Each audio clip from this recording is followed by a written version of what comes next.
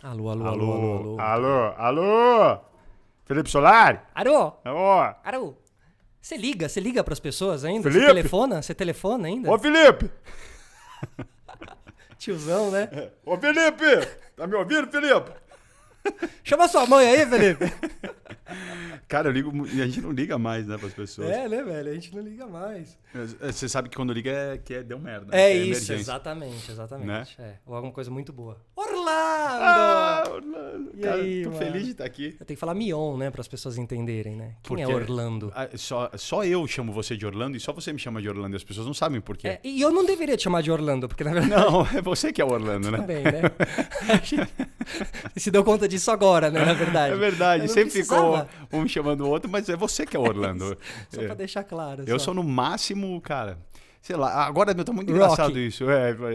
Stallone no máximo. Mas, cara, tem uma página no Facebook, e assim, eu vi que essa página tá rodando, assim, pra caramba.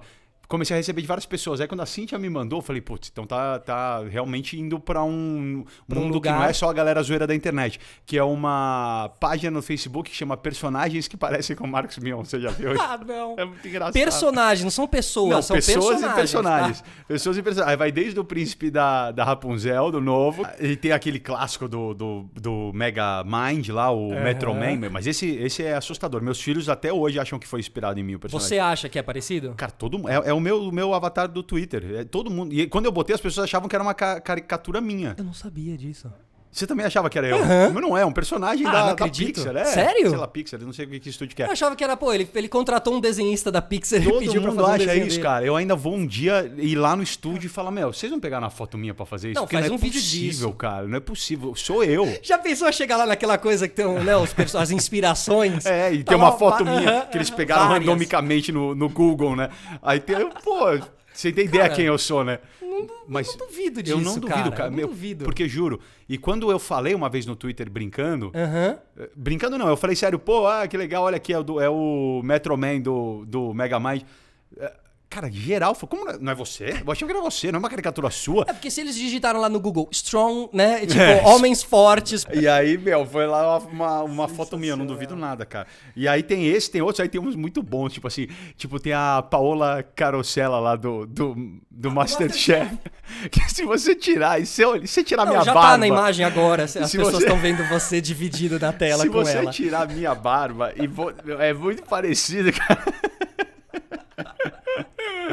Maravilhoso, eu nunca mais vou conseguir olhar pra ela. É engraçado, né? Dando bronca no Masterchef. Ai, papito. E aí, como é que estão as andanças? Como é que estão os corredores da NBA? Você que é amigo dos doutrinadores todos ali. Cara, mas agora tá? eu sou só fã, apreciador, né, conhecer do esporte, porque meus amigos que jogavam lá não estão mais jogando, né? Tem só o Nenê agora, a gente tá jogando no Houston. Quero o Varejão. O Varejão Leandrinho. e o Leandrinho saíram. Que aí eu tinha mó moral, né? Putz, era demais. Foi legal demais, ali? Qual foi o cara mais legal que você trombou? Cara, assim? todos, porque eu fui na final. Não, Dito, mas quem foi o mais legal pra você? Assim, escolhe um. Mas de todos os de caras todos, da NBA que eu já conheci, Kobe Bryant, cara. Kobe Bryant é demais, porque ele é um cara muito inteligente. Muito inteligente. Assim, agora que ele parou de jogar, que as pessoas estão começando a ver o resto das coisas que ele faz, o foco do jogo saiu um pouco do quão genial ele é na quadra, né? pra mostrar o que ele faz fora da quadra. Ele tem vídeos, assim, cara, com muito conhecimento, muita sabedoria. Ele ganhou o Oscar com o curta dele lá. O cara ganhou um Oscar. Baseado na história dele e da paixão dele com o basquete. Ele lançou um livro que é meio que um Harry Potter de basquete, um menino mágico, só que é uma escola de esportes. É mesmo? Uau, que legal. Que é o Dear Basketball, a carta dele, né? Isso, Dear Basketball, que ganhou o Oscar, exatamente. Isso. E aí tem esse livro agora o livro, que é uma série dessa tipo Harry Potter. E, ele é um cara... E aí, conversando com ele... Eu consegui ver, assim, porque eu gosto muito de tênis, obviamente, todo mundo sabe. E eu gosto, o que me fascina, uma das coisas que me fascinam muito são as histórias por trás. O design, porque tudo é pensado no tênis. As pessoas acham que o cara joga um monte de cor ali, mas não, tudo é muito pensado, assim, tem 1000 detalhes que hoje em dia já virou até uma marca registrada dos jogadores colocarem esses detalhes no tênis. Quando eu comecei a trocar ideia com ele sobre os tênis dele, cara, ele se inspira tipo em Beethoven. E aí não é que ele só fala assim, eu me inspirei em Beethoven, não. É tipo assim, pô... Tal sinfonia... Exato. Né? Esse é por causa da sinfonia tal, e de uma história que eu soube, de uma carta que ele escreveu, tá. Maravilhoso. Meu, fiquei assim com o cara. E foi Mas legal. não tem fim, né? Essa coisa dos tênis não tem fim, né? Em que sentido? Não tem, né? Cada hora é um tênis novo com não tem fim. Uma coisa nova do jogador. Não tem fim, mano. É um desespero. Isso é um desespero, cara. Porque aí todo mundo acha que eu tenho todos os tênis. Eu falo, eu tenho que focar, porque não dá pra você ter todos os tênis. Então eu tenho um nicho que eu foco. Aí aqui eu sou bom. Mas, se eu for querer ter todos os tênis, não dá, porque hoje em dia é um mercado que não para. Mas o basquete mudou esse game aí? Totalmente. A cultura sneakerhead, ela tem 2 pilares. Um é o basquete, outro é o skate. A do skate eu não sou tão dominador, assim, tão conhecedor. Mas os grandes caras que desenvolvem tênis, principalmente para Nike, são skatistas ou jogadores de basquete. Mas o basquete é mais a minha praia. E eles têm uma visão de estilo muito aprimorada, os caras do basquete, né? Muito. Então, aí isso é muito louco, porque hoje em dia isso virou uma coisa... Como eu posso falar? Eles contam com isso, virou uma realidade. Então, eles botam uma câmera com os jogadores chegando no estádio. E eles não precisam chegar com o uniforme da equipe como no futebol precisa, né? Não, então eles chegam com umas becas ali, faz cara. parte do manual de conduta do jogador da NBA, que ele tem que chegar na arena vestido de acordo e apropriado. Ele não pode chegar de regata, de shorts, do mulambento. Você tem aí que os chegar caras style. Fazem... E os caras... Westbrook. Westbrook é demais. Não, o LeBron também, cara. Aí fica todo mundo louco pra ver que tênis o LeBron vai chegar. E aí ele chega...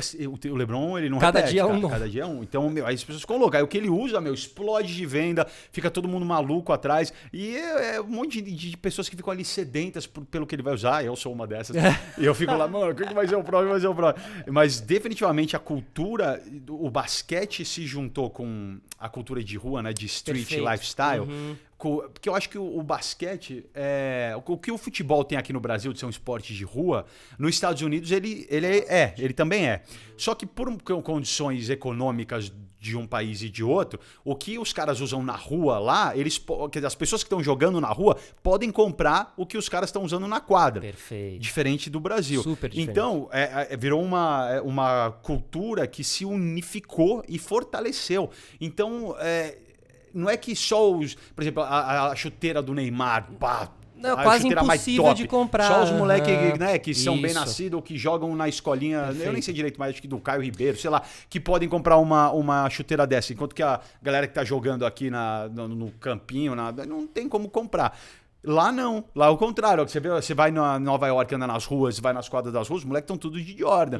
Porque é acessível e porque a economia gira de uma maneira diferente, os moleques têm mais oportunidade. Então, e isso faz o quê? Isso fortalece a indústria do tênis. Então não é que eles lançam tênis achando que meia dúzia vai comprar, eles sabem que vai ter um mercado muito forte, porque a população vai comprar. Então uma coisa alimenta a outra, e por isso que a cultura do tênis hoje virou essa coisa desenfreada. E eu que sou da velha guarda, me sinto até um pouco afrontado com isso, porque todo tênis você tem que ter. Mano, esse você tem que ter porque...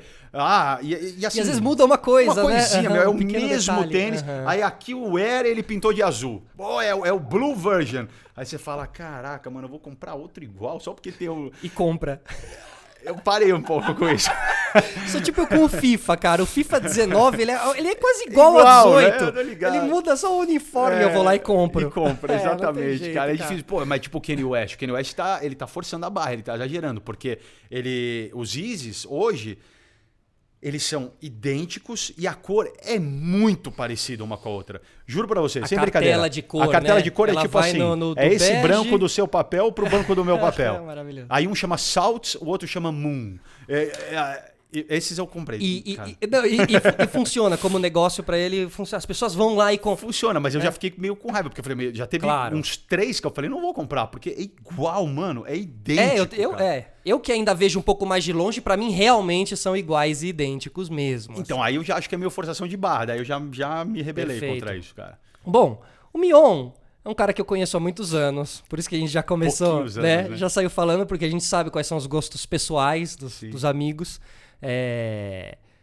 Só assim dizer, meu primeiro emprego, quem me deu foi o Mion.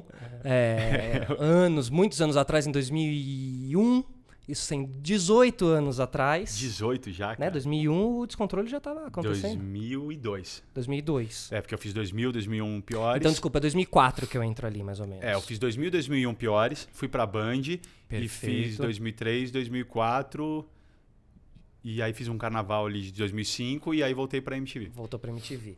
E eu fui te acompanhando aí nessa jornada toda. Comecei como um estagiário, operador de TP com o Mion. Histórias. Eu vi o seu gugando com o Vasco, cara, eu fiquei olhando a história cara. assim. Pô, tão legal, cara. Não, e é tão legal poder, né, falar e contar e ter a história, porque quando você está vivendo e vivenciando a história, você não sabe que aquilo é uma história. Sim, exatamente. E aí os anos vão passando e olha como trás. a gente... olha como a gente construiu uma história e tal, muito legal. Só que, Papito, bom, a gente trabalhou ali na Band, depois na MTV, depois no Legendários. Você vai passar batido por tudo isso? É porque senão é um programa inteiro, né? Você tá ligado? Pra contar a história, pra onde foi, pra onde contar uma história, cara. Tem que contar uma história. Tô com medo agora. Não, assim, eu lembro que o Patitas, o Felipe, aí começa, né? Na época era o Patitas, o Felipe operava meu TP, estagiário, aí eu operava meu TP e eu sempre falei, pô, esse moleque é gente boa, cara. Eu até resolvi outro dia, eu falei assim, pô, ele é legal, gente boa, eu gosto do humor dele, ele me ajuda a zoar o Mineiro, que é o Vesgo, o repórter Vesgo. Ele me ajuda bastante a zoar o Vesgo. Mas a ordem era a contrária. Primeiro, ele me ajuda a zoar o Vesgo. E o resto me ajuda. Aí eu falei, pô, eu gosto desse menino, cara. Isso era um moleque, né? Você tinha quantos anos? Era 18, 19 anos. 18, 19 anos. Bom, eu era também, eu tinha 22, 21, 22. Nossa. E aí eu falei, não, eu gosto desse moleque, cara. E o TP era uma coisa pré-histórica, cara. Pra quem tá ouvindo, vocês não podem... Hoje em dia as pessoas já têm uma ideia do que é o TP, aquelas letras que ficam passando em frente à câmera. TP é o texto que passa na frente da câmera pro apresentador ler. O apresentador ler tem uma base. Na época, não passava em frente à câmera automaticamente ou não digitalmente. Assim. Era um papel escrito que era passado numa esteira. Essa esteira tinha um projetor. Tinha uma câmerazinha filmando a esteira. Como se fosse um projetor que levava essa imagem pra dentro da câmera. Só que... hoje em dia você aperta um botão e você vai controlando na câmera, hoje em dia, o que sobe e o que desce. Naquela época você tinha que ficar passando papel devagarzinho. Você controlava a velocidade da esteira, na verdade. A esteira mais rápida, a esteira devagar. Tinha que comandar... E era, era o próprio roteiro, né? Era o meu texto total. E era o próprio papel. Várias folhas, uma folha. Você tirava uma folha, colocava outra, tirava uma folha, colocava outra. Era muita responsabilidade pra um moleque de 18 anos de idade ali, mano, que chegou ali. Incrível. Que chegou na fogueira. Era muita, porque se você dobrasse um papel errado, eu não ia conseguir ler. E aí... E quando mudava o roteiro, que aí o Edinho falava, caiu a matéria tal, tem que ir não sei o quê. Então eu tinha que pegar, rasgar o roteiro aqui, achar, pegar a parte da achar frente. a página certa, meu. Era uma... E aí, a história que eu queria lembrar é que muitas vezes, muitas não, mas algumas vezes acontecia de dar esse rolo, de dar essa pane, de dar um ruim na folha, na folha que tava dando errado. Aí toda vez que dava um ruim, eu falava assim, gente, um minuto aqui, plateia, todo mundo, por favor, gritem comigo quando eu contar 3. Vamos lá. 1, 2, 3. Acorda, solar, Patita! E aí a plateia inteira gritava. Até o dia aqui, você lembra disso? O quê? Alguém errou feiamente no TP e você fez, pô, errou, vamos todo mundo. Acorda, Patita. E não era eu. Você tava em casa, doente. Agora, meu, nem quando eu tô, meu, e aí quando você eu não tô. Assim, pô, mano, eu tava em casa assistindo o programa. Minha mãe ficou mó chateada, mano, que você tá ali, pô. Até quando você não tá, Felipe, ele pega no seu pé. Maravilhoso. A inteira acorda, a Patita, assim, o moleque começou a tremer, mano. Agora, dentro dessa história que a gente vai passar, claro que a gente vai passar, eu me dei conta ontem, montando aqui a pauta, que eu nunca te entrevistei. É verdade, nunca mesmo, cara. Né? Que é uma loucura. É verdade. Na verdade, eu fiz várias entrevistas pra você. Sim. Mas nunca te entrevistei. Né? Fez, na verdade, as melhores matérias do Legendários. Da história do Legendários. E com as melhores e as que deveriam ser eternas. É, verdade, cara. Dá pra passar hoje, assim, aquelas... Vai dar pra passar a jornada que a gente fez ali realmente falando de meio ambiente, e hoje em dia é tão presente esse assunto, né, cara? Sempre, cara, as coisas que eu faço são sempre antes, mano. Total, cara. Impressionante. Se fosse hoje em dia, ia ter outra visão. Você fica meio doido quando você fica vendo que na internet os nomes das coisas são coisas que você já fazia, já? Cara, isso é uma... Tipo, a React.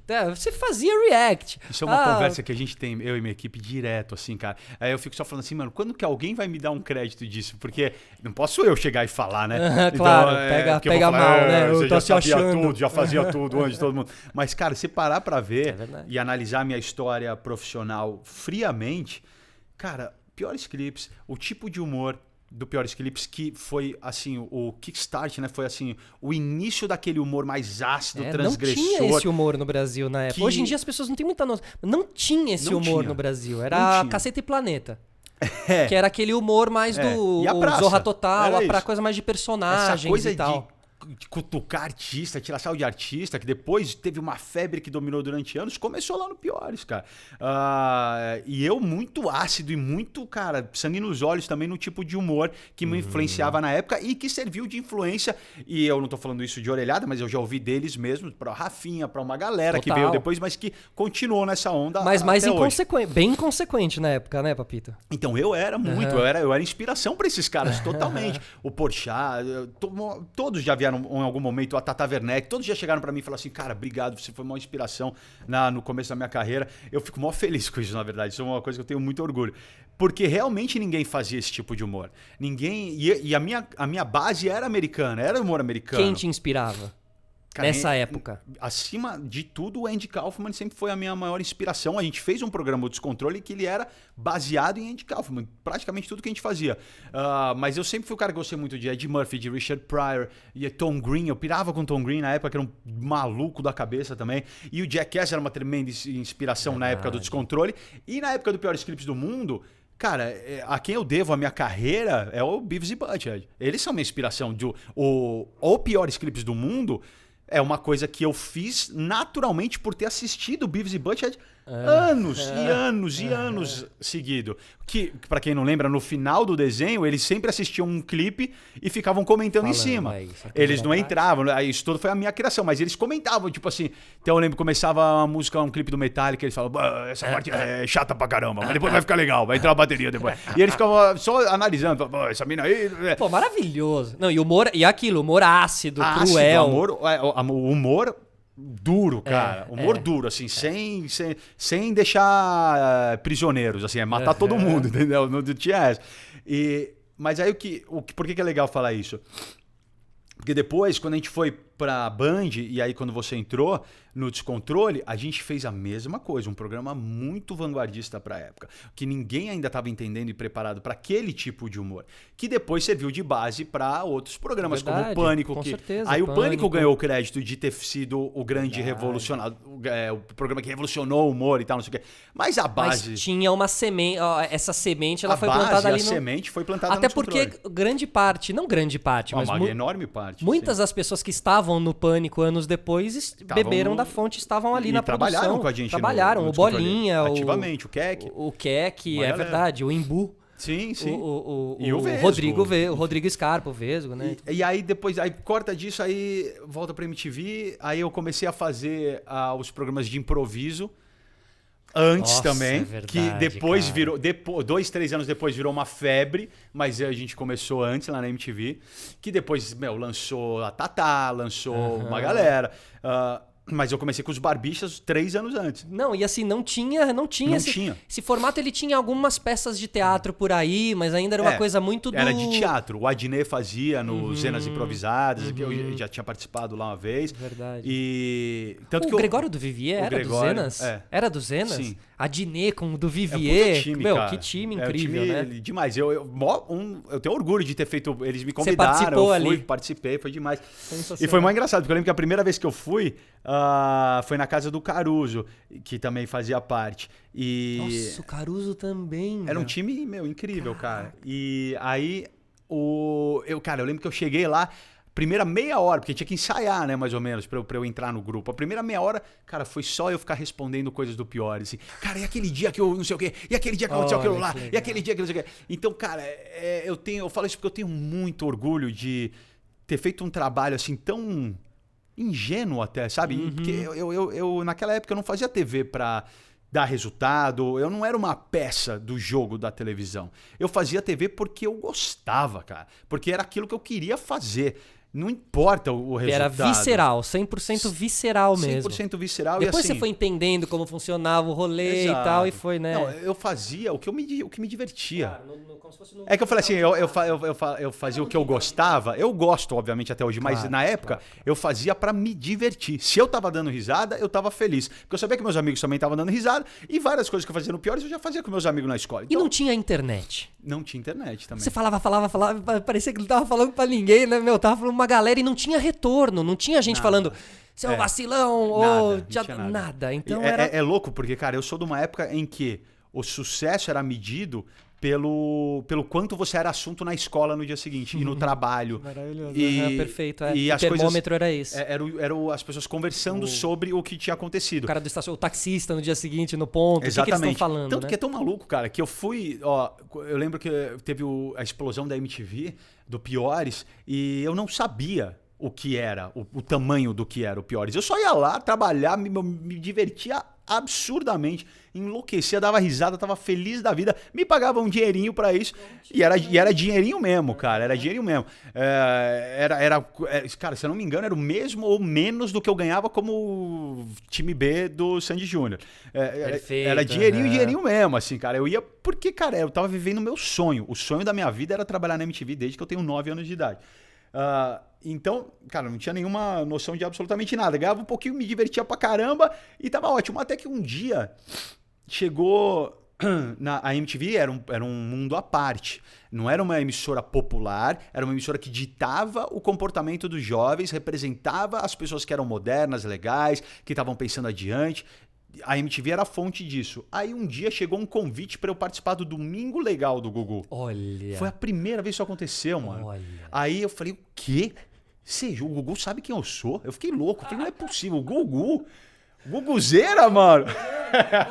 Hoje é super meu amigo, cara. O Gugu, meu puta brother, cara.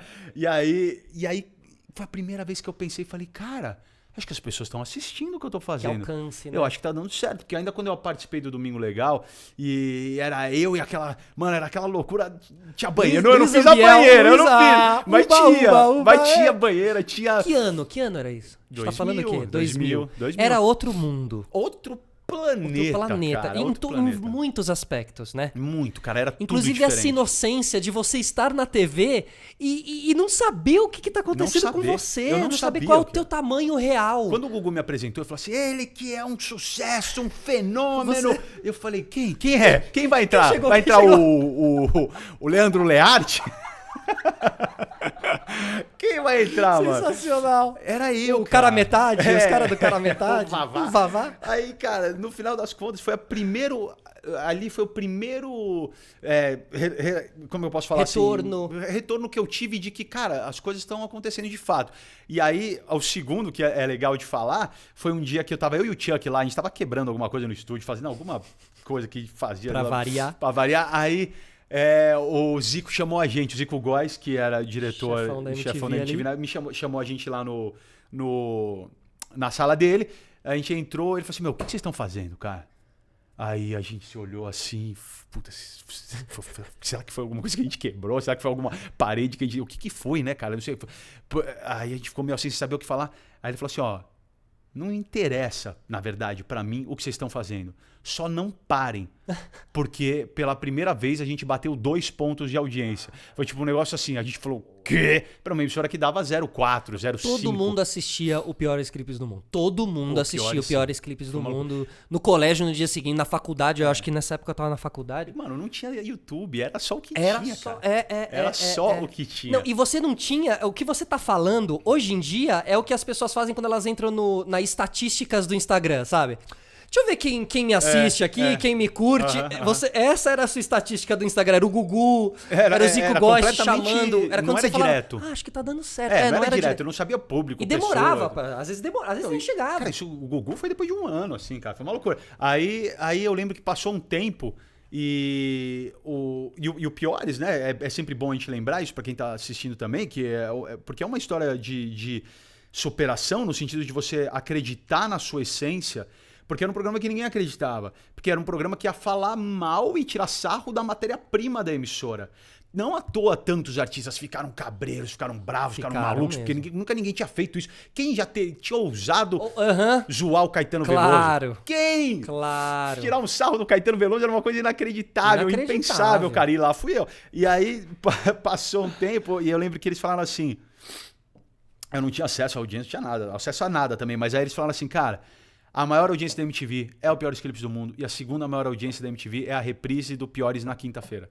Então ele ia ao ar na terça, reprisava na quinta e eram as duas maiores audiências ia da ao MTV. ar na terça, eu lembro claramente que ia ao ar na terça. Toda terça. Claramente que eu assistia pra caralho.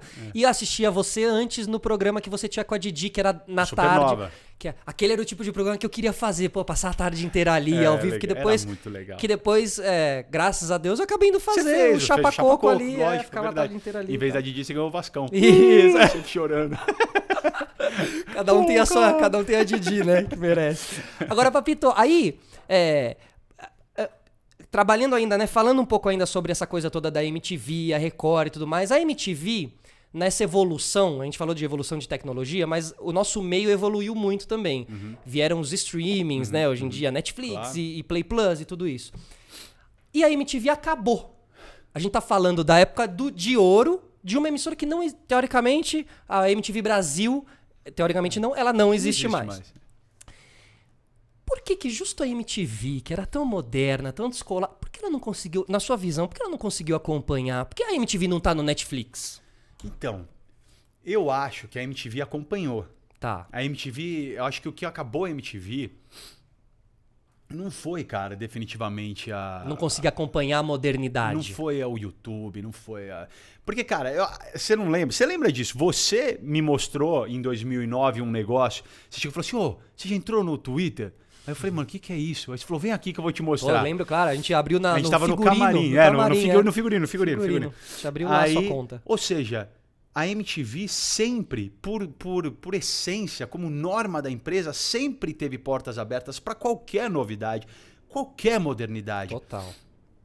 O www, o World Wide Web, na MTV foi o site da MTV. Durante precursor, anos, portal. Era a coisa mais legal que existia no www. Não tinha outra coisa. Overdrive, né? Overdrive, era incrível. O site da MTV era pesadíssimo, tinha tudo, era inacreditável. E a MTV sempre investiu muito nisso. Vieram as redes sociais, a MTV soube surfar. Eu fui encabeçando muito dessas ações, como por exemplo, o primeiro programa que colocou o Twitter na tela real time na história da televisão foi o Descarga. Numa loucura. Porque a gente desenvolveu o software para fazer isso que ninguém nunca tinha feito, ninguém nunca tinha pensado. Total. Pô, como é que aquele negócio tá no celular, vai passar para TV? Cara, desenvolvemos. A MTV sempre tava pra cima, cara, juntando as plataformas.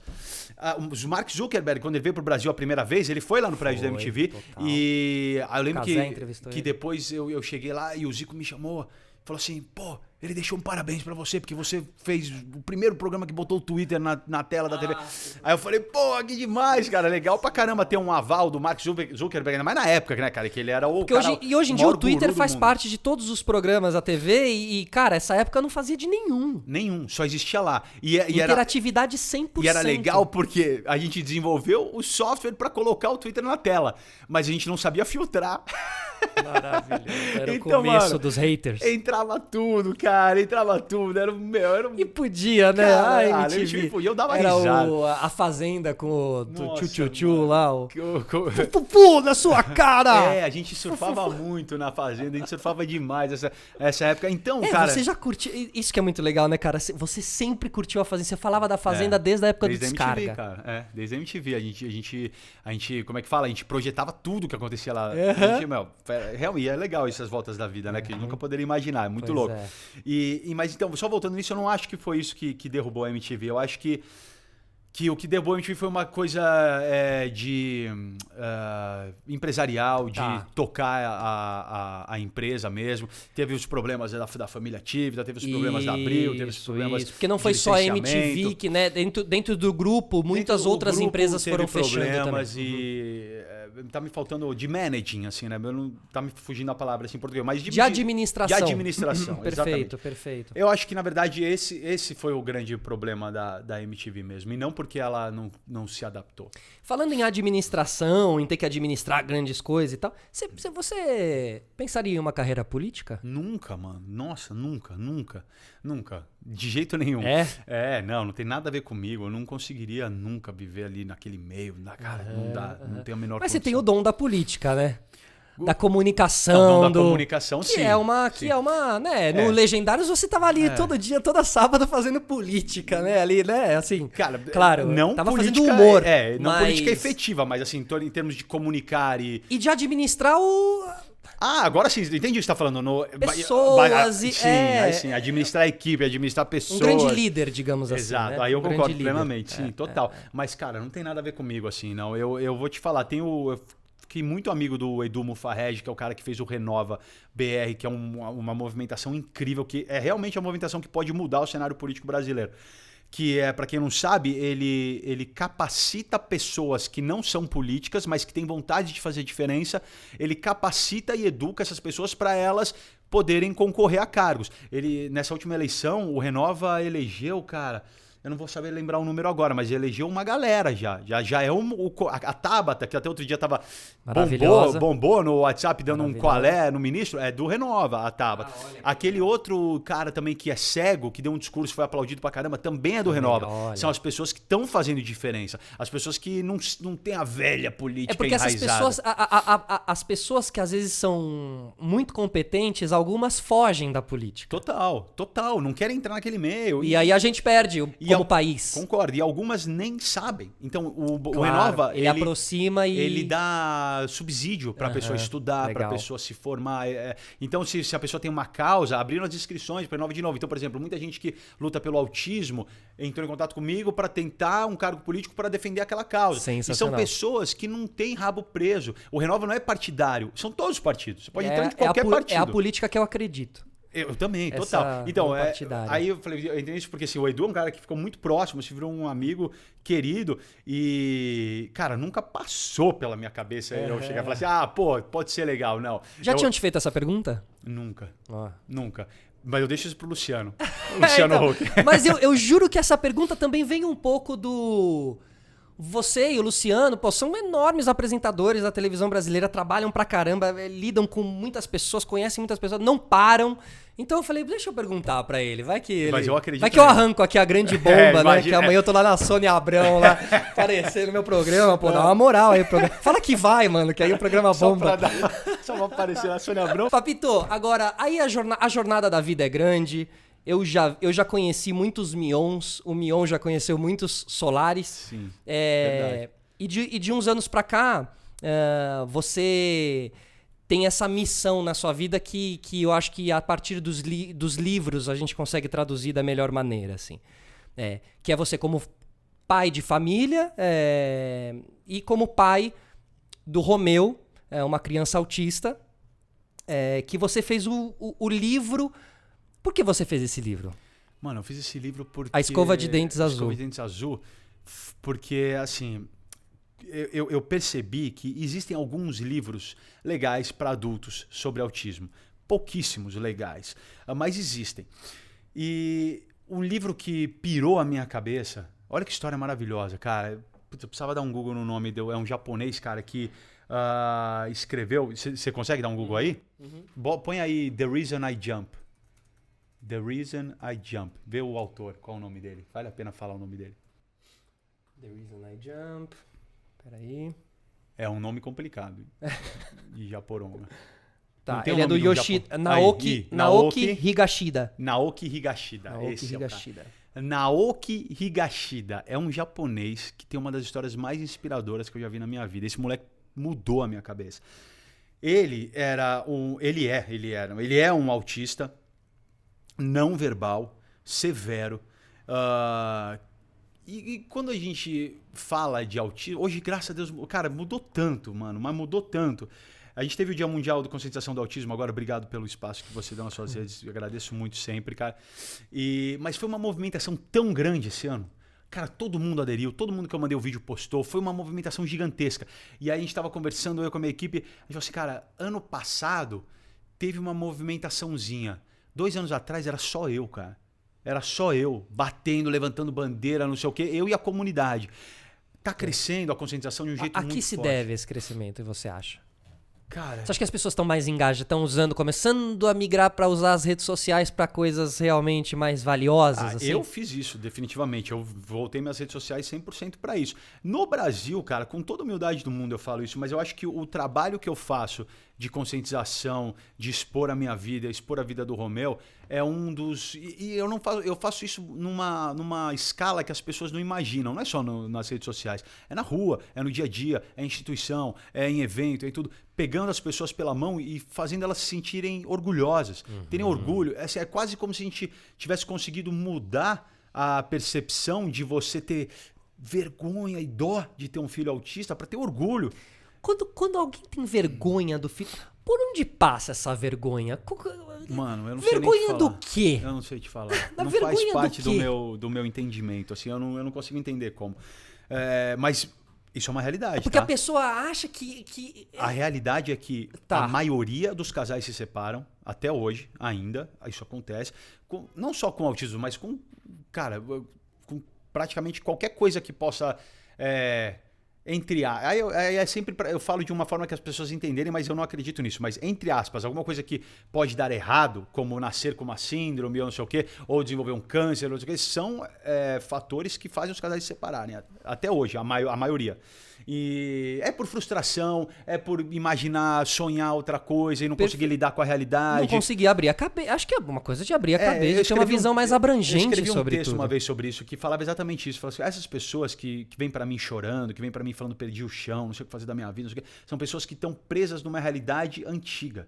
A pessoa tem que entender que no momento que ela é presenteada por Deus com uma condição, seja o autismo, seja a síndrome de Williams, seja Down, seja qual for, aquela é a sua missão.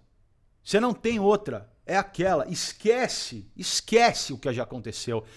Porque a sua realidade vai ser outra. E você tem essa missão. Você vai fazer o quê? Vai jogar no lixo? Vai pegar a criança e jogar ela no lixo? Pô, é a sua missão. Deus te deu. Seu filho veio pra você. Você fez. Então, pra mim foi nítido que ali virou a chave. E a minha vida ia ser a partir dali.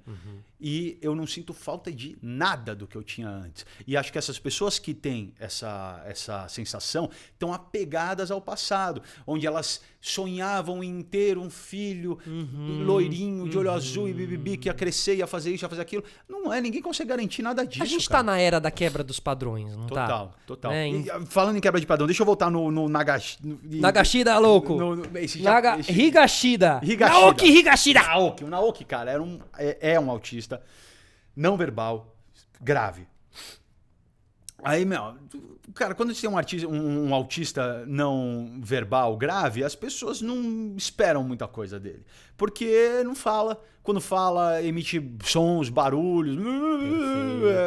Aí tem os rompantes normais para um autista de movimentos repetitivos, limitantes, que bate a mão, balança a frente para trás, não sei o quê. Então as pessoas se assustam, se afastam e não tem, como é que eu posso falar, não tem expectativa sobre aquela criança. E ele foi assim a vida inteira. Crescendo ali, a mãe muito amorosa, o pai sempre muito amoroso. Japoneses. Cara, isso é a grande diferença pro autismo. O amor dos de pais. Mãe e pai. É o que faz a diferença. É o que vai tirar o seu filho do casulo. Com certeza. É o remédio da cara. vida. Com certeza. Aí, eles não desistiam do moleque nunca. Não desistiam nunca. E aí, um dia, o pai ficava ali, sem ele dar nenhum sinal de que estava entendendo, aprendendo, evoluindo. Ensinando ele num método de escrita, que eu esqueci o nome, mas que é um método japonês lá, que você bota umas madeirinhas, você puxa umas madeirinhas e é um jeito de se comunicar, de escrever. Legal. Não é uma máquina, não é um Perfeito. computador, É um jogo. É meio que um jogo. Ele acha que tá jogando, mas vai, ele tá se comunicando. Você vai puxando um pra cá, pra lá e vai formando palavras, assim, vai escolhendo as letras através de um negócio de madeira. Beleza, um dia um moleque chega ali, fica batendo, aí o pai também, assim... Coitado desse pai, o menino já tinha 13 anos de idade, nunca tinha falado nada. Aí ele repete, aí o moleque faz de novo. Aí deixa eu ver o que tava. Quando o pai foi lá ver, ele tava escrevendo uma palavra, cara. E aí a primeira reação é, não é possível. Isso ficou até arrepiado, cara. Falei assim, não é possível, cara. Aí ele começou a falar com o filho, assim, se era isso mesmo, para ver se ele repetia, para ver se... E aí o moleque começou a repetir. Aí eles falaram, meu, ele tá se comunicando. Ele tá se comunicando com a gente. Mano, olha como eu fico, cara. É um moleque que 13 anos foi dado como um vegetal. Uma causa perdida. Como uma pessoa que não tava lá. E esse moleque... Mas estava lá. Simplesmente, irmão, Precisava... provou, escrevendo um livro. Ele escreveu um livro, cara. Ele provou que eles são funcionais. Lá dentro, eles entendem tudo o que tá acontecendo. Então é um livro sobre autismo escrito por um autista. Nossa, tô emocionado pra caramba. E por isso que esse livro pirou a minha cabeça. Porque foi um livro que me ajudou demais a entender o Romeu. Porque era o Romeu falando com... Exato. O que o meu filho não conseguia me explicar, esse moleque estava explicando. Então, o livro chama The Reason I Jump, porque quem tem ou convive com autistas sabe que eles pulam. Do nada, eles estão felizes, eles pulam. E aí o título do livro é Por que eu pulo? A razão pela qual eu pulo. E ele explica, cara. E ele explica isso, aí ele explica porque que ele gosta tanto de água, porque que ele conecta com a natureza, explica porque que ele tem um rompante de raiva. Foi um livro assim que abriu a minha cabeça. Eu comprei, sei lá, 50 livros e dei para todo mundo que convive com o Romeu. Todos os profissionais, família, todo mundo, cara. Reason I Jump, que em português... a razão pela qual eu pulo, né? Ah, tá traduzido assim, não no sei literal. se tá traduzindo assim Tá. em português. Tá. Mas para qualquer um que tem uma criança ou que conhece uma criança com autismo, tem que ler esse livro. Eu vou deixar o link aqui, quem estiver assistindo no YouTube, vai estar na descrição. Boa. O link pra vocês acharem. E é muito legal porque ele já escreveu um outro, agora ele já tá com... Já virou um best-seller. Não, mas ele já tá com quase 20 anos, assim. Então ele já tá em outro... E aí ele escreveu um sobre adolescência, que é o que mais me interessa agora, porque o meu tá com 13. Ele já escreveu outro. E se você bota no YouTube, tem vídeo dele escrevendo, cara. Tem vídeo, hoje em dia você consegue ver as coisas, assim, cara. Claro. É muito, muito legal, cara. Que sensacional. É maravilhoso. Então, assim, quando eu vi esse livro e eu vi o quanto ele me mudou, eu fiquei com isso na cabeça, mas até não pensei em fazer nada. Aí o tempo vai passando, eu vi que na escola do Romeu, ele nunca estudou numa escola especial, ele estudou em escolas regulares. As crianças que conviveram com ele durante a infância inteira foram mudadas. Foram tocadas pela luz dele, pelo amor dele. Claro. Então, final de ano, a gente recebia cartas dos pais, das crianças, falando, nossa, Romeu, obrigado, você mudou minha vida, você me fez ver as coisas diferentes e tal. Ele não tem ideia disso, ele nem conecta com isso. Mas a gente, muito feliz com aquilo, até que chegou o dia da formatura dele, que ele se formou da escola pequenininha. E, cara, aí foi uma comoção. Os pais todos vieram chorando, agradecer pelos anos que seus filhos conviveram com o Romeu, porque todas essas crianças vão ser adultos tolerantes, vão ser adultos que sabem viver com a diferença, que sabem respeitar, porque tiveram a experiência de crescer nessa primeira infância com uma criança com autismo. E aí me caiu a ficha. Foi aí que eu escrevi o livro. Porque você me perguntou por que eu escrevi. Eu falei assim, cara, eu não tenho que ir no adulto, eu tenho que ir na criança. Porque se essas crianças foram mudadas, é possível mudar. Então, se eu escrever um livro infantil, eu consigo chegar nas pessoas que vão fazer o mundo que o Romeu vai crescer ser um mundo melhor, um mundo mais tolerante. Então, eu escrevi um livro infantil que é muito bonito, cara. É um livro lindo, mano. Assim, é baseado numa história real que aconteceu no Natal lá em casa, que é a escova de dentes azul. Que foi o que o Romeu pediu pro Papai Noel para ganhar de Natal, foi uma escova de dentes azul. Eu peguei isso como base, porque além de ser um livro que explica o autismo para crianças, ele também tem uma mensagem de consumismo muito forte, que hoje em dia é muito importante isso. O livro, no final das contas, quando eu não quis fazer um livro, eu quis fazer um livro que explicasse o autismo para as crianças, mas que desse uma mensagem para que qualquer pai lesse para qualquer filho, entendeu? Não necessariamente pais que têm filhos que conhecem autistas, ou que têm na escola, eu queria que fosse para todo mundo. Então eu botei uma mensagem muito bonita, que eu como pai sei o quão importante é hoje em dia, que é do consumismo, que não adianta você ter um mundo de coisas que não valem nada para você, importa você ter uma coisa que é o mundo para você, que é o livro. Aquela escova de dente azul era o mundo para ele. Enquanto os irmãos, a Doninha e o Tefo, tinham 300 pedidos que ficaram no canto da sala na manhã seguinte, entendeu? Então, sobre simplicidade, assim, né? Também, exato, exatamente. É um livro muito bonito, cara. E foi por isso que eu escrevi. E que emociona, porque realmente o Romeu... ele poderia te pedir o que quisesse, né? Assim, digamos assim, mano. né? Ele podia te pedir o que quisesse. E aí, quando ele pede a escova de dente azul, realmente é muito ponto. É de desmontar, né? Porque você fala. Eu falei, é o que ele precisa. É cara. tudo o que ele quer. É a escova de dente. E a gente. Eu aprendi muito quando eu fiz lá a Paralimpíadas. A gente... É o tal do reclamar de barriga cheia, Sim, né? Às vezes a gente fica numas coisas tão pequenas e às vezes uma escova de dente azul simboliza o mundo pra alguém. Eu não fiz um outro conto, mas no ano seguinte ele pediu de Natal pro Papai Noel um saquinho de jujuba. Evoluiu já, né? Evoluiu. Bonitinho demais, né, velho? É o que ele quer, mano. Sabe, era Não, isso. e dá pra ver os dois juntos, o saquinho da jujuba com a escovinha de dente de lado, assim. Ele fala, é o que eu preciso, é o que eu tô querendo. É pra pedir o que eu quero? O que eu queria Maravilhoso, uma jujuba então. Porque geralmente as pessoas pensam, é pra pedir o que eu quero? Então, pera, deixa eu pensar alguma coisa aqui muito cara. Um muito computador. cara. Não, né? cara, não precisa. É muita sabedoria. Qual que é a função da música no autismo, assim? Qual que é o papel da música? Porque tem o seu vídeo do Elvis, né? De você dançando Elvis com o Romeu. Enfim. Esse vídeo viralizou no mundo inteiro, cara. Uma loucura. Qual que é verdade? Porque ali é um pai ensinando. Porque, independente de ser eu, é um pai claro. com filho e amor. Eu acho que é muito importante. Mas nenhum autista é igual ao outro. Não dá pra dizer que é uma regra pra todos, mas na minha casa funcionou muito com o Romeu. Porque o Romeu, o autista, ele tem um hiperfoco. Então ele consegue gostar muito de uma coisa mais do que qualquer outra pessoa. Que é mais ou menos onde dizem do Messi. Exato, exatamente. Tá. Não só do Messi, mas assim, de grandes gênios. Como era o Rain Man. Como era o Rayman do filme. O Rain Man, ele era autista ou esquizofrênico? Não, autista. Tá. É autista. Tem uma semelhança entre os dois? Tem a semelhança de repetir a mesma frase que ele ficava lá naquele filminho de beisebol. Quem tá na segunda base, quem tá na terceira base, quem tá na segunda base. O Romeu, ele pega uma parada e ele assiste um ano. Se você não tira o dia inteiro, cara. O dia inteiro. E normalmente é uma frase. Agora ele tá com saltimbancos. Ele tá pirando saltimbancos.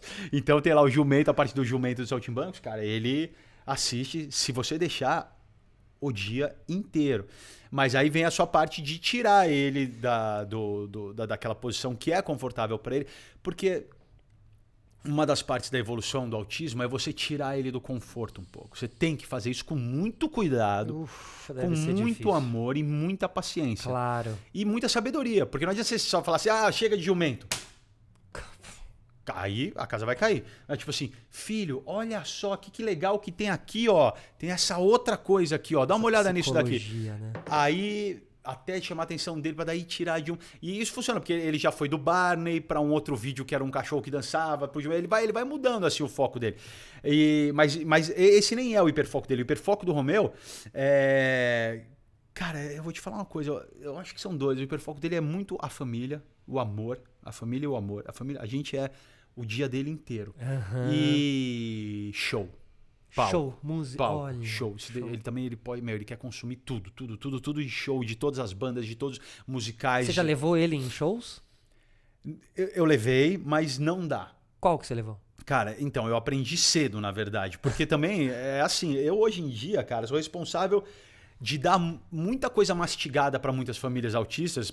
É isso, mas eu não tive ninguém para me falar, é isso. Por isso que você faz também, porque você também... Que eu faço. Não né? tinha um artista... Perfeito. Antes de um cara com uma comunicação grande, de massa, pra falar, olha, se você tem um filho autista, saiba que pode acontecer isso, pode acontecer aquilo. Antes de mim não tinha, cara. Por isso que eu falo que eu acho que eu sou um pouco responsável por essa mudança de pensamento de, é seu presente, cara, é sua bênção, você tem que ter orgulho disso, entendeu? Então eu fui na base do erro e acerto, cara. Muita coisa eu fui testando. Então, quando ele era pequeno, o primeiro show que o Justin Bieber fez no Brasil... Os dois eram pequenos, o Justin Bieber e o Romeu. Foi no Morumbi. E ele, na época do Justin Bieber, ele gostava das musiquinhas do Justin Bieber, Baby, Baby e tal, não sei o quê.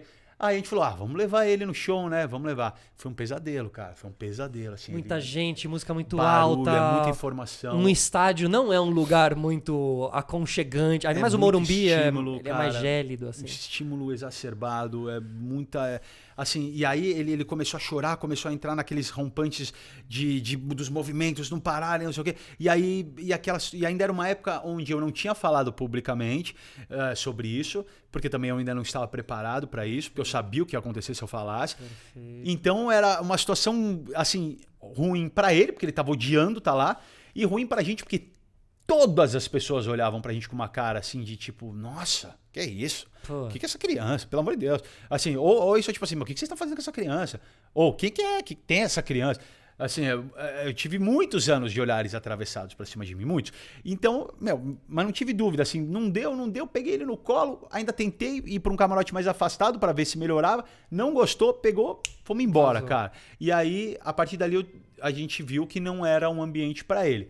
Apesar dele gostar muito de ver no DVD, em casa e tal, ele faz a festa. Uma coisa. Mas também eu acho que aí que tá, é a questão de você entender a evolução. Hoje em dia, eu acho que daria pra ele ir. Então eu levei o Tefo agora no show do Kiss, lá em Nova York, agora recentemente. Eu vi os vídeos. E assim, não tinha como o Romeu ir, cara, porque Kiss é fogo explodindo, é fogos de artifício dentro do ginásio, é susto o tempo inteiro, porque explode os bagulhos. A sua eu gente assustei fica pra meio... caramba. Aí eu falei, bom, esse eu não vou tentar levar ele, mas assim, pode ser... É uma mente mais sensível. É uma mente mais sensível. A barulhos, É uma mente mais sensível em todos os aspectos. É uma mente que trabalha de forma diferente do que a nossa. E que mostra que a gente tem lugares que a gente não acessa, né, na nossa mente. Pô, a gente né? usa uma porcentagem muito pequena. Dizem que a gente usa mesmo 10, 15%. Dizem não, é fato isso. É comprovado. Isso é fato. Quando eles botam aqueles eletrodos que vão vendo onde o cérebro acende quando você está fazendo, pensando, agindo. Mapa de calor ali. Exatamente, é super pouco. E... cara, se eu for começar a falar o que eu acredito, pô, eu acredito no que eu vivo, por exemplo, o Romeu se comunica com a natureza, cara. É uma parada muito louca. Essa sensibilidade, por exemplo, tem aí, né? Tá no livro, eu escrevi isso no livro. Perfeito. Ele é capaz, não é que ele vê, ele ouve o vento. Não é que ele sente, ele ouve. Não é que ele vê as flores, ele pertence. É diferente, ele pertence ao universo, ao planeta. Ele fica na água. Se você deixar, ele não sai da água, cara, o dia inteiro. E aí, nesse livro do japonês, eu li que ele falou assim, a água faz a gente se sentir pertencente ao planeta. O nosso elo com o planeta é diferente das outras pessoas. A gente entende o planeta, a gente entende a natureza. É uma frequência de comunicação que a gente não tem, cara. Então, não só, desculpa, só terminar, não só o planeta, mas os animais. Então, por exemplo... Tem aquele documentário que, enfim, super triste, mas que fala das baleias do parque, o Blackfish. Que é, cara, assim, é uma coisa que, por exemplo, eu sou radicalmente contra, mas o Romeu tem um elo inacreditável com a baleia orca, cara. Eu sou obrigado a levar ele no parque. Assim, eu nunca iria, eu sou daqueles que sou radicalmente contra, mas como é que eu não vou levar ele? Ele chega lá, irmão, você não tá entendendo, ele fica assim, ó, ele e a baleia, assim, um parado olhando pra cara do outro, assim, e você vai achar que eu tô inventando, que eu tô exagerando, ele chega, encosta na mureta, da onde ela tá, ela vai até ele. Cara, eu assim... Bom, esses animais se comunicam através do córtex, né? Do córtex cerebral. Porque eles têm um uso de cérebro... Eles têm. A baleia tem. Mas e o Romeu também. Então, por isso que aí que eu queria chegar. Exatamente. Tipo, é quase que eles estão ali se comunicando pelo córtex velho. mesmo, assim. A comunicação da Porque baleia ele usa o cérebro de um jeito evoluída. que a gente não usa, então ele consegue comunicar com... Ele talvez não consiga se comunicar claramente com... o nosso mundo, sim. Mas com o outro mundo, com certeza. Exatamente, é muito louco isso. E eu tenho que levar ele tanto lá que todo mundo já conhece ele, né? As treinadoras, todas assim. E elas sabem. E quando ele tá lá, elas falam, vem cá, Romeu, vem cá. Daí ele chega lá e ela vem, e fica ali, aí fica parado assim, olhando pra ele. É lindo, cara, é lindo, assim. Então e desde pequenininho. E ele, não é que ele sabe, ele só sente. É instintivo mesmo. E aí ele isso falava, é lindo não, eu de quero ver, né? voltar, eu quero ver a baleia de novo. E eu falava, não, filho, tem outros parques, vamos ver outra coisa. Coitada da baleia. Eu tive que parar de falar coitada da baleia, porque ele começou a ficar muito mal com isso. E eu não queria ir naquele parque, cara, porque eu tenho dó mesmo, cara. É muito claro, violento. Tem o que eles outro fazem. lado, né, desse parque. Mas ele, não, eu preciso ver a baleia. Como é que eu não vou levar ele, cara? Eu tinha que levar. Aí eu tenho que levar ainda. É uma coisa que a gente faz constantemente, sempre, cara. Então ele é um cérebro muito complexo, porque não funciona e não absorve como a gente absorve. Então, uma das coisas que a gente sabe por autistas que conseguiram evoluir e falam a respeito é que a maioria, de novo eu falo, não é uma regra para todos, mas a maioria o cérebro não consegue dividir o pensamento e a emoção. Então não é que nem a gente tá aqui falando e ao mesmo tempo que eu tô falando com você... Consegue se comportar e... Não só isso, mas eu consigo pensar que eu tenho que ligar para alguém, Perfeito. que eu tenho que fazer... Os pensamentos, eles vêm e vão embora. Eles vêm e vão embora. Enquanto a gente tá aqui conversando, enquanto a gente tá fazendo uma coisa, a gente consegue fazer outra tal, e a gente consegue fechar um pensamento, jogar ele fora e pegar outro. No cérebro do autista o pensamento fica. Então ele não tem divisão. Não é como se você conseguisse dividir em baias os seus pensamentos. Ele fica. Por isso que ele repete tanto a mesma coisa. Não é porque ele repete, porque volta na cabeça dele como se nunca tivesse aparecido. Então é muito normal no homem eu falar assim, amanhã eu vou na escola. Eu falo, vai filho, amanhã você vai na escola. Amanhã eu vou na escola? Vai filho, amanhã você vai na escola. Aí passa mais um minuto. Amanhã eu vou na escola. Olha. Cara, não é... Por isso que eu falo... Esse é um exemplo prático do que eu falo que tem que ter paciência. Porque isso num dia de 24 horas, para uma... Eu sei porque, cara, eu não sou perfeito e eu não sou de ferro, nem santificado. Claro. Então eu sei que irrita. Difícil. Eu sei, mas assim, aí que você tem que se segurar, que é o que eu faço, tem que engolir e saber que é assim, mano. Você mais aprende ou mais ensina? Eu mais aprendo, muito mais, cara. Eu aprendo muito mais, muito, muito. Eu nunca conseguiria estar onde eu tô se eu não aprendesse tanto com ele. Eu sempre falo, cara, o Romeu cara, é um mestre, assim, eu tenho que tomar o maior cuidado do mundo para não estragar ele, entendeu? A minha postura... É o seu Yoda. A minha postura Yoda. é proteger ele, entendeu? E não deixar ele se quebrar. Porque esse é um grande problema. Agora, uma das coisas que acontecem muito é que quando o autista está fazendo uma terapia, uma evolução, etc., chega a hora que eles tentam tirar o autismo. E quebrar. E é o que eu falo que é quebrar a pessoa. Mas é possível isso? É possível, mas você transforma ele num robô. Sem emoção, sem nada. Então, se você vai no YouTube, você consegue ver autistas que são que nem máquinas. Eles são maquininhas, robozinhos assim. Aí eles sabem que tem que dar a mão, falar olá, como vai, tudo bem? E ele volta e fica. Ele perde a espontaneidade. Tá, ele é adestrado. Adestrado, boa, perfeito, é Quase. isso. Ele é adestrado. Uhum. Ele perde a essência, ele perde a originalidade dele. Então, Essa genialidade, essa coisa interessante. Perde total. Né? Quando que isso acontece? Quando eles tentam tirar os movimentos repetitivos limitados, que é bater a mão ou ficar balançando para frente e para trás. Porque ele faz isso da mesma maneira que todo mundo que tá ouvindo tem um toque. Tem uma mania. Pô, eu mordo a minha coisa da unha aqui, o ladinho da unha, e não consigo parar, cara. Às vezes dá uma vontade maluca de morder. Tipo aquela bagunça do seu escritório que só você sabe lidar com aquela bagunça e que se sua mãe arruma aquela bagunça, acabou pra você? Você perde um rumo. Ou então gente que gosta de morder o canto da boca. Sabe, tem essas vontades, ou tem gente que gosta de piscar forte. Perfeito. É a mesma... É a ordem no caos. Exatamente. E que nem é um Existe caos. a ordem. E que pra ele não é um caos, entendeu? Lógico, pra gente é um caos. Pra gente olhando, pode ser. E pra ele, nós normal. somos o caos. Exatamente, cara. Exatamente. Então, e eu lembro, e eu tô contando isso porque assim, a gente fez uma clínica nos Estados Unidos durante muito tempo que ajudou ele demais na evolução dele, muito, muito. Mas chegou o ponto onde o próximo passo seria esse: tirar o comportamento e deixar ele socialmente aceitável. Pra dar alta. Por mais escroto que essa frase possa soar. Fato. Socialmente aceitável. Então ele tem que saber que ele tem que ficar sentado, que ele não pode levantar, que ele não pode levantar e pular. Se ele tiver vontade de balançar a mão, ele não vai poder balançar a mão. Então a mesma coisa que a gente chegar e falar assim, ó, sabe essa vontade assim, de piscar ou de morder o canto da boca? Você não vai mais fazer isso. Não vai mais fazer isso. Mas na escala dele, isso é quebrar a essência dele. E eu lembro que eu tava... Assim, era uma clínica que a gente confiava muito, tal, não sei o quê. E eu sempre acompanhava, a gente sempre acompanhava ele, tal, não sei o quê. Aí foi a primeira dessa, entrei junto na sala, assisti. Não foi ideia. Eu não sabia que se eu soubesse que era isso, eu nem deixaria isso acontecer. Eles falaram que eu trabalhava no behavior, que é no comportamento. Eu falei, tudo bem, vamos trabalhar no behavior então. Aí a primeira não aconteceu nada. Aí na segunda eu já fiquei do lado de fora. Aí a gente tava do lado de fora, eu e a Suzana, assim, esperando. Aí, me deu me deu aquele negócio assim de 5 minutos que eu falei, cara, eu vou lá ver o que tá acontecendo. Fui, e aí foi a minha grande sacada. Eu não entrei, eu fiquei ouvindo. Eu botei o ouvido na porta e para ouvir o que tava acontecendo. E aí eu vi que ela tava exatamente falando assim, Romeu, segura a mão, não pode, não é aceitável, não é aceitável. Mas na mesma hora eu já abri a porta assim, blum, falei... Tá bom, já tá legal, filho, vem aqui, tá tudo bem.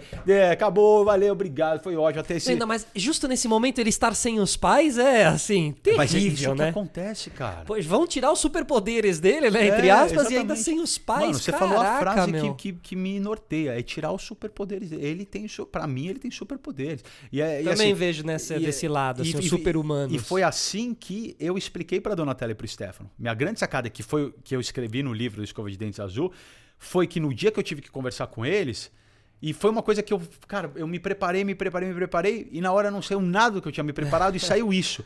Eu falando assim, cara, vocês já perceberam como o Romeu consegue entender o vento? Vocês já perceberam como o Romeu entende nossos cachorros? Você já percebeu como o Romeu entra numa água gelada, congelante e fica como se não acontecesse nada? Ele tem superpoderes. Eu expliquei pra ele de um jeito que o Stefano falou assim, pô, e eu? E eu? Cadê eu não tenho superpoderes? Ou seja, de um jeito que não é pra tipo, ai, coitadinho do seu irmão, vamos ajudar eles, mas pô, cara, meu irmão é legal pra caramba, cara. Mas na vida tem que ser assim. Mas, cara, eu nunca tinha conhecido ninguém Perfeito. assim. Assim, graças a Deus eu fiz isso, divulguei isso, escrevi um livro disso e eu gosto de acreditar que muita gente tomou esse rumo a partir daí. Com certeza tomou. Com certeza. Eu gosto de acreditar eu, que sim. como seu amigo e vendo de longe, assim, isso é um fato. Vamos caminhar um pouco aqui pra frente pra conseguir falar de tudo, né, mano? Porque senão eu fico falando do Romeu aqui, a gente fica falando horas.